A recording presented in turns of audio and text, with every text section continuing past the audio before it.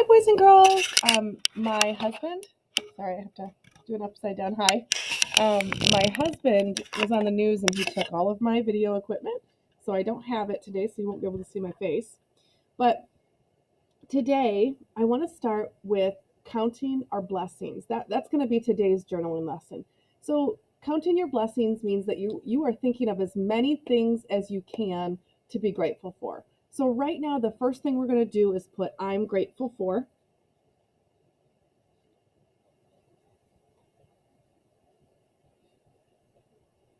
I'll underline that because everyone's sentence should start with I'm grateful for. Now, everyone is going to fill in the first thing that pops into their mind. So whatever the first thing that you think of, that's what you're going to write. Okay, go ahead and do that now.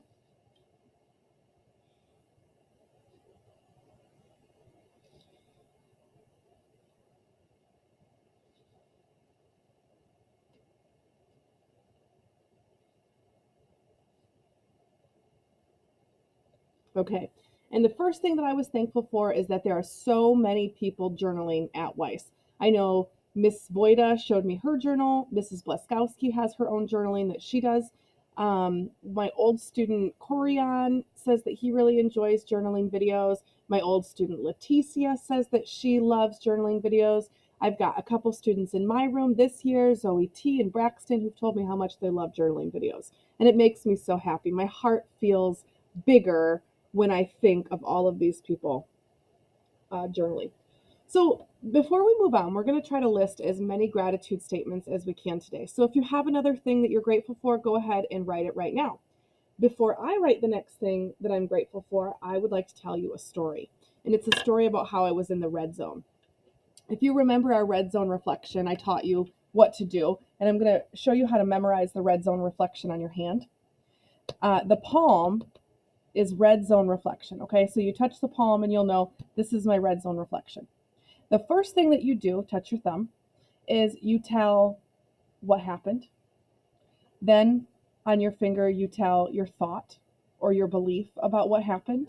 And then your last three fingers are three different feelings about what happened. So I'm going to tell you a story. I was on vacation with my family in the Upper Peninsula. I'd never been there before. And we went to this really cool park. There was a maze, and it was like a fence. And I had three siblings, and my mom and my stepdad were with me, and everyone made it out of the maze except for me. And I was scared. I could hear them talking on the other side of the maze, but I couldn't get to them. Everywhere I went, I couldn't get to them. And I started to cry. And I was screaming, "Mom, help me!" And I was probably in like fifth grade at the time. And um, I heard my mom's voice, and she said, "Ashley, calm down. I'm right here." She said, "Look at this fence. There's a hole underneath it. You're small enough. You can crawl right underneath this hole and you can come follow my voice." So when I got out of the maze, I had cheated to get out of the maze, but I was so scared and I was so thankful to have heard my mom's voice. My thought or belief is that I thought I was going to be trapped forever and that I was never going to be able to find my family or my way home. My feelings, I was lonely, I was scared, and I was terrified of not knowing how to get out. Okay? Now, I brought this story up because that maze is a good reminder about why we do these gratitude statements every single day. So I'm going to start my next sentence, I'm grateful for. And if that story made you think of something to be grateful for, go ahead and write it down now. If you can't think of something to be grateful for, I'm going to ask you to think of a person in your life that you're grateful for. So I'm grateful for my mom's voice that led me out of the maze.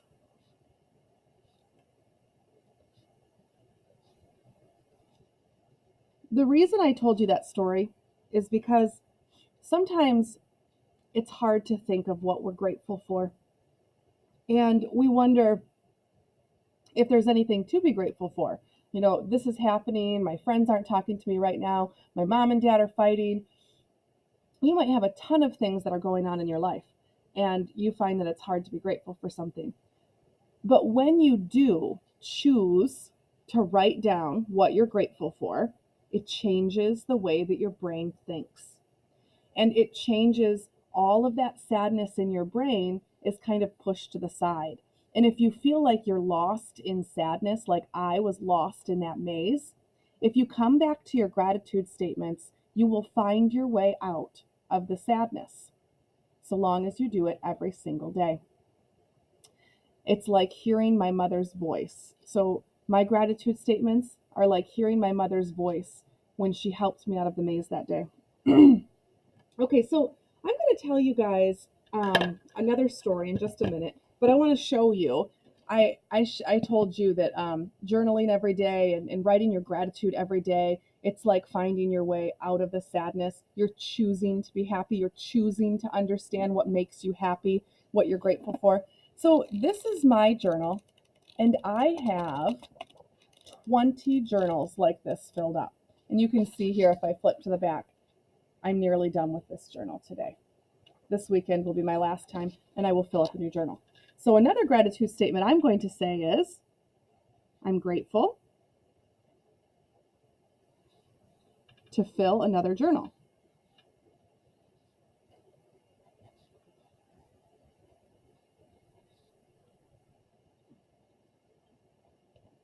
Okay, and if that journaling makes you feel grateful for something, I want you to write it down. Okay. All right, I'll tell you one more story, and we'll try to think of a couple more gratitude statements. This is another red zone reflection, so I'm going to use my hand. So my red zone reflection, I'll tell you what happened first by tapping my thumb to remind me. I had seen something bad happen, and I wanted to be an upstander. I got out my phone. I was ready to take a picture of what the bad thing that was happening, and then I was going to call the police.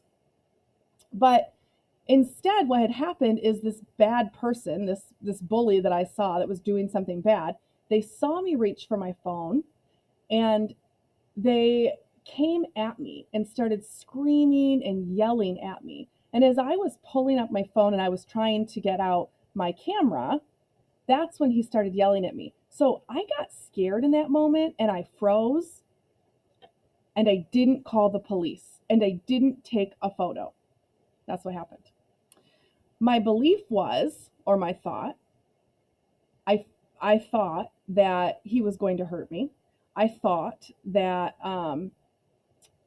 that I wasn't going to be able to do anything by calling the police, like just because they drove off so quickly. So I believed that I wasn't going to be able to catch this bad guy.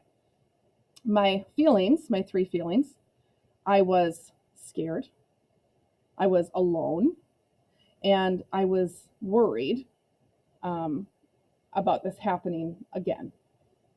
So there's another story. And the reason I'm telling you that one is because, like we've talked about, some days we feel like I can't think of three things to be grateful for. Or I can't think of one thing to be grateful for. And on that day, that's how I felt. I woke up the next morning and I was going to get my journal out. I had pulled my journal out and I was starting to write, and I wrote, I'm grateful for, and I stopped my pen and thought, I am not grateful today. I am not grateful. I am upset. I am hurt, and I am scared today. I am not grateful. And then I started to think about that guy who was being so mean, who was yelling. And I thought, I guess I am grateful that I have a safe place to come home to. And so my next gratitude statement here will be a place that you're grateful for. So for me on that day, I was grateful for my house. I'm grateful to have a safe home. Because I thought to myself, I wonder if the reason that person was so angry and so mad and doing something bad was because he didn't have a safe home. And then that made me think again that there are other things to be grateful for, not just places to be grateful for, but things. I'm grateful for, and on that day, when my safety, remember my feelings were lonely and scared and worried that it was going to happen again or that it could happen again. And on that day, I was worried that if it happened again, I would have all of those feelings again and I wouldn't be as lucky this time. So when I got home, I was grateful for locks on my door.